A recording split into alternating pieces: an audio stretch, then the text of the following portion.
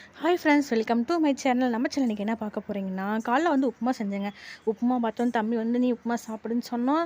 ஏதாச்சும் உப்புமாவா? ஐயோ எனக்கெலாம் வேணாம். என்னம்மா காலையிலே இப்படி உப்புமான்னு சொல்கிறீங்க, இதெல்லாம் ரொம்ப தப்புமா அப்படின்னு சொன்னாங்க. என் சாமி இப்படி சொல்கிற, உப்புமா உனக்கு ரொம்ப பிடிக்கும் தானே கேட்டேன். எனக்கு உப்புமாலாம் எனக்கு வேணாம் அப்படின்னு சொன்னார்.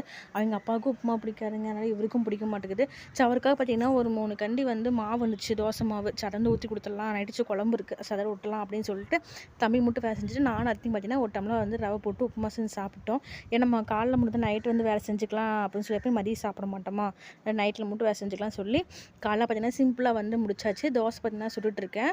உப்புமா பார்த்தோன்னா ஐயோ உப்புமாவா உப்புமாவா நாங்கள் பாட்டிகிட்ட போய் சச்சம்மா எனக்கு இது வேணாம் சச்சம்மா, தோசை வேணும் தோசை வேணும்னு சொல்லிட்டு இருந்தாங்க. சரி தோசை மாவு இருக்கு சாமி சாப்பிட்டுக்கலாம் அப்படின்னு சொல்லிட்டு இப்போ காலைல பார்த்தீங்கன்னா நாங்கள் சாப்பிட்டோம். சாப்பிட்டு முடிச்சுட்டு மதியம் பார்த்தீங்கன்னா இன்றைக்கி வந்து வேறு மாதிரி செய்யலாம். தம்பி காலையில் உப்புமா வேணாம்னு சொன்னாங்களா, மதியம் பார்த்தீங்கன்னா வந்து நாட்டுக்கோழி வந்து எடுத்துகிட்டு வந்தோம்.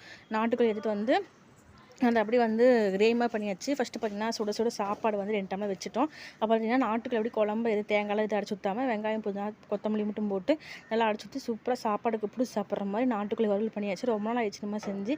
செம்ம டேஸ்ட்டாக சூப்பராக இருந்துச்சு. நல்லா பெப்பர்லாம் அதிகமாக போட்டு செம்ம டேஸ்ட்டாக இருந்துச்சு.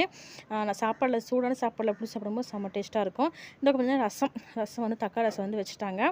அப்போ வந்து பார்த்திங்கன்னா இது தக்காளி சட்னி நைட்டு வந்து தக்காளி சட்னி ஆட்டினோம். அதுக்கு வந்து மீறி இருந்துச்சு. அது சாப்பாடுக்கு போட்டு சாப்பிட்றேன், எதையும் வேஸ்ட் பண்ணக்கூடாதுன்னு சொல்லிட்டு அதையும் வந்து எடுத்து வச்சுருக்கேன்.